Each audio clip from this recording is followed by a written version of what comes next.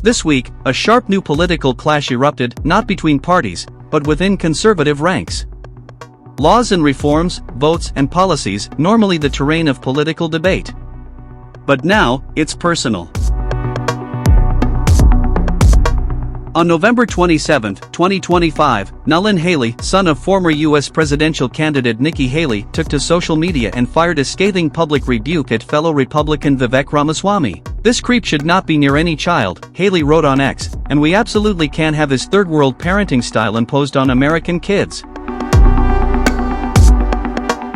He was reacting to Ramaswamy's sweeping proposals for an overhaul of Ohio's public education system, plans that include longer school days, year-round classes, phonics-based learning, performance-linked teacher pay, broader school choice options and removal of what Ramaswamy calls ideological content from classrooms. To Haley, that vision wasn't just reform, it was regression. A throwback to outdated, authoritarian norms. For many parents and educators, moves like longer school hours and forced summer school have always triggered anxiety.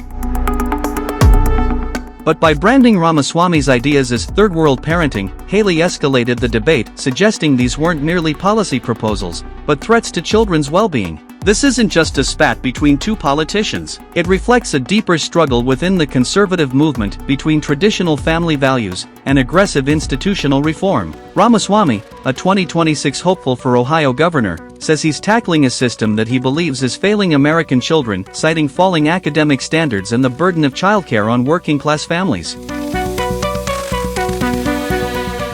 But for many, including Haley, the cost of that fix may come at a far greater price. Now, as the 2026 election race heats up, this feud could do more than draw headlines. It could reshape the Republican platform on education, identity, and what it means to raise children in America. Will Ramaswamy stand by his plan, or will backlash force him to retreat? The latest controversy comes days after Ramaswamy was confronted about his faith. I have a personal question. That's allowed. So based on what the press says about your beliefs, you call yourself a Hindu, but you also call yourself Christian. I don't call myself Christian. I call myself a Hindu. Okay. So based on what the Turning Point's values are, which is Christianity, I'm a little confused on why you believe in I don't know.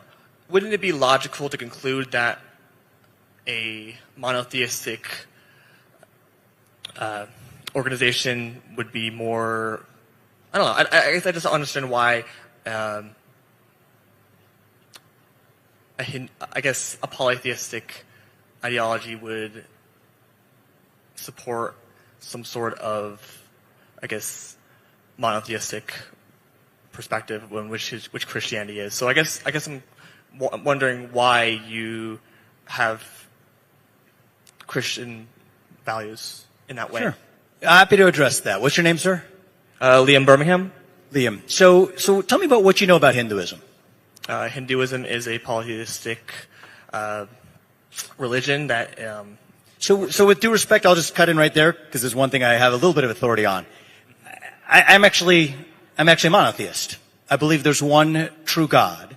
It's from the Vedanta tradition of Advaita philosophy, not stuff that we need to spend a ton of time here on. But since you asked about it, I wanted to address it. I believe there's one true God. Now let me just ask you, because I know that may be a hard thing to process. What's your faith? I'm a Christian. I'm a follower of Jesus. Great. Do you believe in the Holy Trinity, the Father, the Son, and the Holy Spirit? I think a lot of people here do. So good. And that doesn't make you a polytheist, does it? Probably not. No. Great. Because I think this is it's a great spiritual question. There's good dialogue here. Is every religion has its reconciling of the one and the many.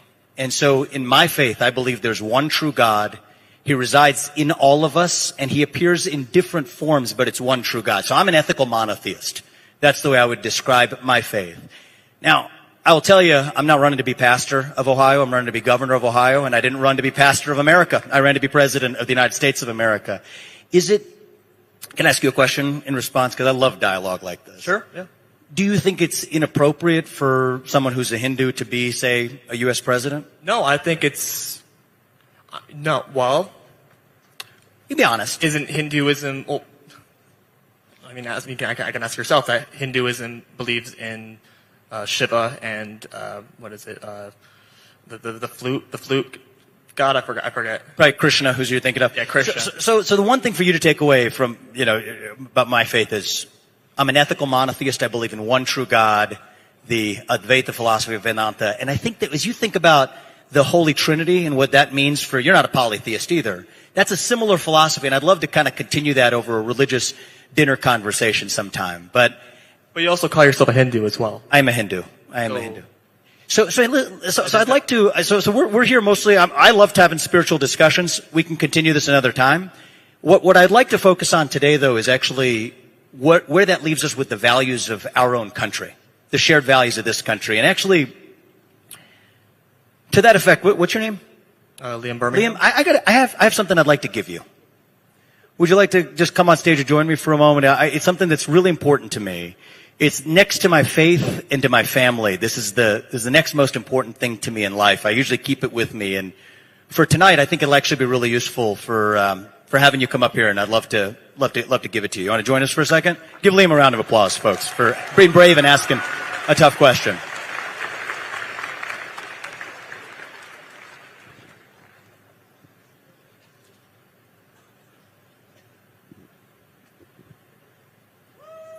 Thank you. Thank you, Liam. So what I'm about to give you is something that's actually near and dear to my heart. And when I think about our journey of leadership in this country, what matters more than the differences in our faith is our shared value set. And next to my faith and my family, this is the next most important thing to me. This is the Constitution of the United States of America. I'm going to give you my copy from today, and there's 7 articles in it. I'll ask you to just open it up real quick to Article 6, if you will, for a second. And I think it's actually, we talk about the Constitution a lot in our country, and I love that. One of the things I love about it is it actually makes sense to read the Constitution from time to time. It's a good thing to actually read. So we'll go to Article 6. There's 7 articles in it. And why don't you just read the part 3 to the audience? We'll make this our constitutional reading for the day. The senators and representatives before mentioned and the members of the several states legislators and all executives and judicial officers both in the United States and several states shall be bound by oath or affirmation to support this Constitution, but no religious test shall ever be required as qualification to any office or public trust under the United States.